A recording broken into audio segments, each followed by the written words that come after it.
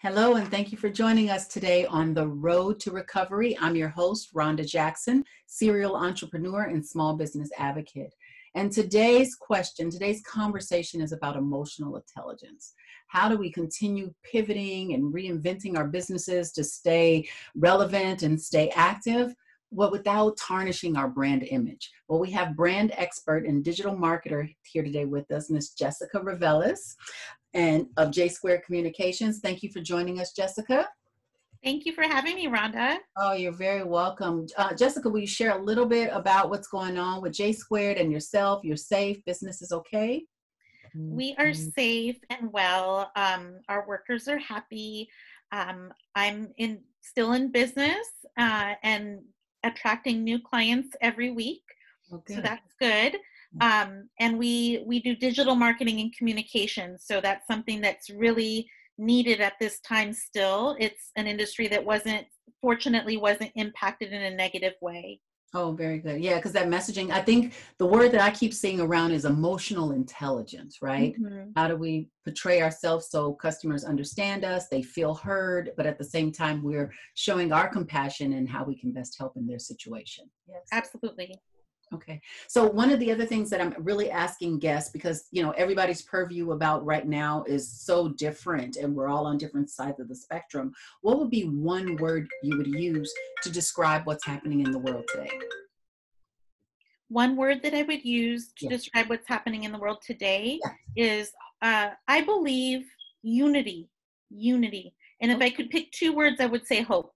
Unity and hope. I like both of those together. And that's probably the best, I guess, marker, right? I'm calling this the road to recovery. So those are two really great, I'm gonna call them exits, along the road, right? That we come together and share resources, which is one of the platforms for a show like this. And then hopefulness that is created from that. So thank you for sharing those two words. Absolutely. But you were also going to give us some really great tips on crafting an empathetic message and how to, weave that story together. Can you share a little bit more about one of those tips? Yeah, absolutely. There are, I would say, 3 do's that you could engage in at this time and be very successful as a company, as a brand, but also relate to your customers in this time of crisis. And the first one is you hit the nail on the head, Rhonda: empathy and emotional intelligence. So having empathy for what's going on in the world and how people are affected. People are scared and they're vulnerable. And so we need to have an understanding of how that affects our messaging and lean into empathy when we're crafting our message. A perfect example of that would be there's a I believe called Jacob ad right now on television for lawyers. You've all probably seen that on TV. And they did, actually there was back-to-back 2 commercials back-to-back for law services. One was the same commercial that I've seen over and over prior to COVID. Right.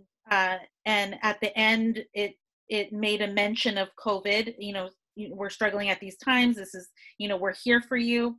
But then interestingly, the second advertisement, and it was so interesting that this is geeky for me, but it was so interesting that it was back to back. The second advertisement, they crafted an entirely new message, and they zoomed in on people, families together, people smiling at each other, embracing each other. Mm-hmm. And it started out during this time of crisis, you look to faces of people you trust, people who care about you. And those 2 words, trust and care and consideration, that really spoke to me about how that law firm was able to actually create a new message that wasn't off from what they normally say about their brand. It was on brand, but it was slightly adjusted to fit the times, and they took that extra effort.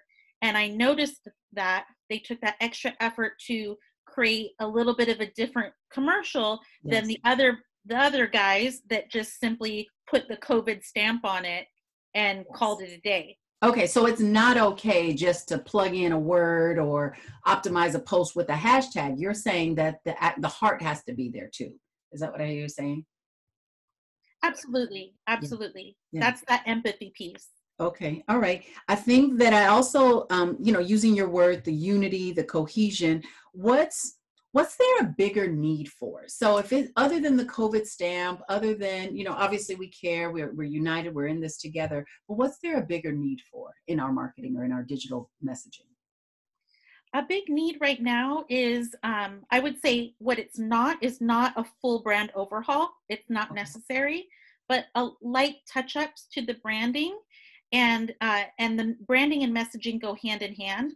So small adjustments in even the photos that you use on your social media, the photos that are used on your website right now, the Okay. messaging on the website, maybe a letter from the CEO, the founder and CEO of the organization on the website talking about how that company's addressing people's needs right now. It took about a week and a half before we started seeing commercials that now we see almost every commercial has some kind of togetherness element in it. And Mhm. I first noticed it with the car commercials and their forgiveness program where they pay out, they defer 3 months payment and then they pay out 3 months after that. Oh wow. So that was one of the first things that I saw. I don't remember which car company it was, but then all of them started to fall into place. So just light touches and adjustments to the branding. We don't want to go off brand and say something totally different than what we stand for, but we want to show that the brand understands how to connect to people and understands that even maybe their audience has changed. Okay. And then, so I guess if your audience has changed or you don't want to go off brand, are there ways that we can kind of weave that story? I think you mentioned storytelling in one of the conversations that we were having. Can you say a little bit more about that? Yeah, absolutely. So there's a woman that I know. She is a coach and she focuses around boundaries, boundaries at the personal level, but in business as well. And she works with companies to create those hard boundary lines and company values, morals, and ethics. And she and I had a conversation, and she mentioned, with this time that we're in, I have to think about, has my audience changed? What kind of boundaries are we talking about now? Now there are physical barriers between Right. people. So how do we respond? So she had to kind of pivot, right, and shift the perspective on how she does business and who she does business with to maybe and to maybe reach people that are in the industries on the front lines or in industries that were severely impacted and had to make that change. Storytelling is a big part of it as well, and that I think that ties really nicely into messaging too. So we want to, our culture is, storytelling is embedded in every aspect of our culture. We've been telling stories for thousands of years, and Mhm. so now the story has shifted and it's become one story, a global story about Yes. this pandemic. And the story we want to weave into the messaging and the branding and the shift in perspective is one of, in my opinion, hope and unity. Mhm. But really looking forward, because we last week we hit what was projected to be that peak, right? And hopefully now we're on the downward part of the curve, and we're trying to to put the pieces back together. And Yes. so the idea in with marketing and storytelling now is, let's tell a story of what the future looks like. Yes, yes. So that's what we're talking about here on the road to recovery.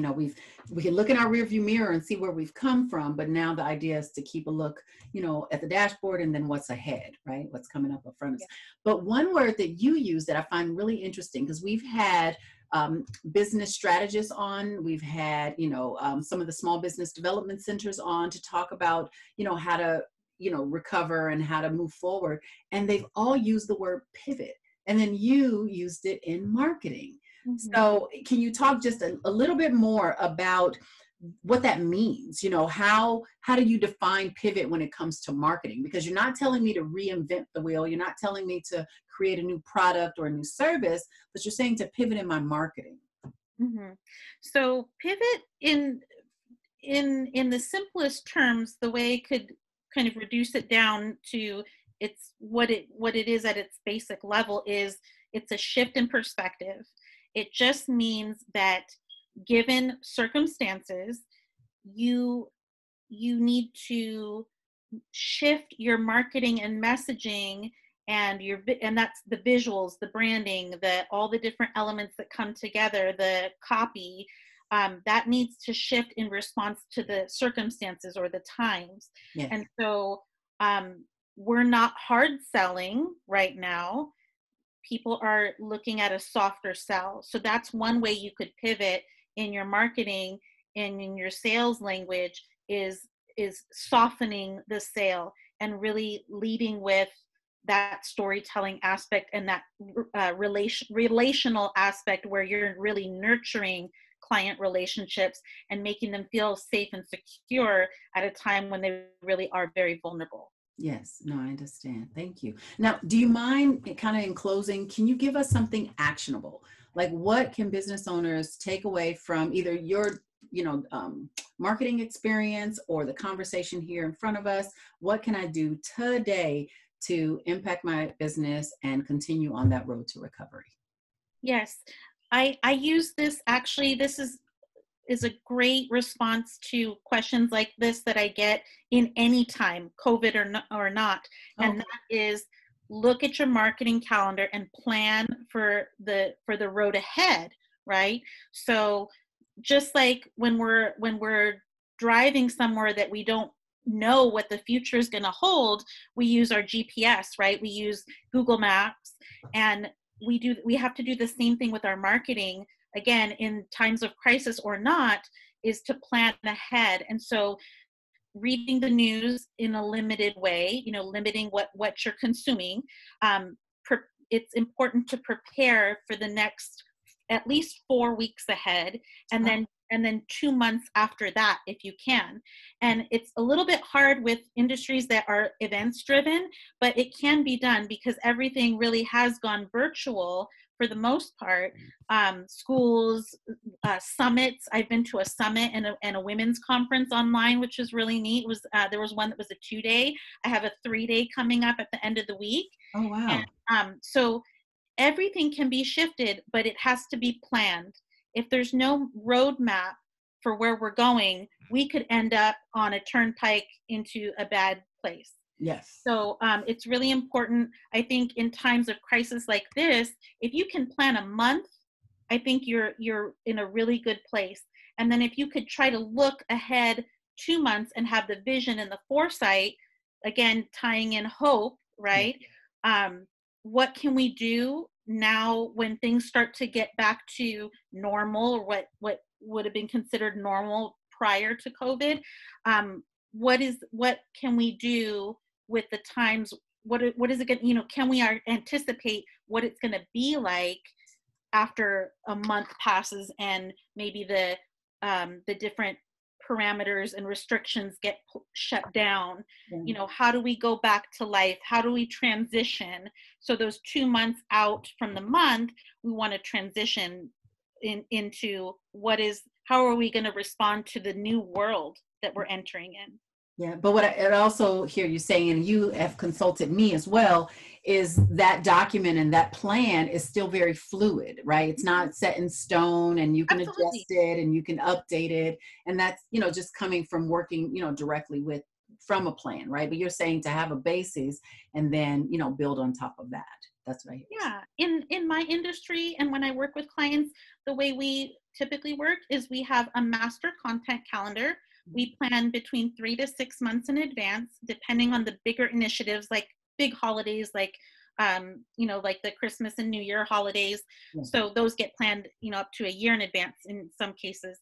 But we look at this master content calendar and we just pinpoint, okay, we're going to post 3 posts on Monday, 3 posts Wednesday, 3 posts Friday on Facebook and Instagram, and then Tuesday and Thursday we're going to post on Twitter and LinkedIn. Right. So having a strategy for those placeholders, what they're going to look like on a week to week basis, and then also looking at social media holidays that fall into place that are don't take us too far away from the serious tone of the environment that we're living in now, Right. but that might give us a little bit of a lift. Mhm. And having that master content calendar with placeholders set in place. And then what we do is we have software that automatically allows us to schedule our social media posts to go out to deploy at different intervals. So then we work within that software and input the actual content, but it can be moved around. We simply drag and drop and we can Right. move things around. Okay. So then, you know what, do me a favor, share with everyone a best way to contact you, your website, so they can access resources and maybe even follow up with you on anything that you've shared with us today. Go ahead. Thank you. Mhm. So I can be reached at hello@jsquaredcomm, COMM, like communications.com. And my website is www.jsquaredcomm.com. And probably if you want a really fast response, you're welcome to call in to the office at 213-296-4448. All right. No, thank you so much, Jessica, for all of the tips and, you know, us to consider our light overhauls and our messaging and our branding and the fact that we all share our hearts, right? I think the Yeah. hashtag together, you know, we're in this together or together we can is just everywhere. And like you said, this is a global issue. It's not just something that's impacting certain cities or families or cultures, you know, it's universal. So I thank you for sharing and I appreciate your Thank time you. today. Thank you very much. And we hope to have you again soon. As we get a little further up the road, maybe you could come back and kind of Absolutely. advise us on what to do after we have those marketing plans put together. So I thank you for your time. Thank you, Rhonda. Oh, you're very welcome.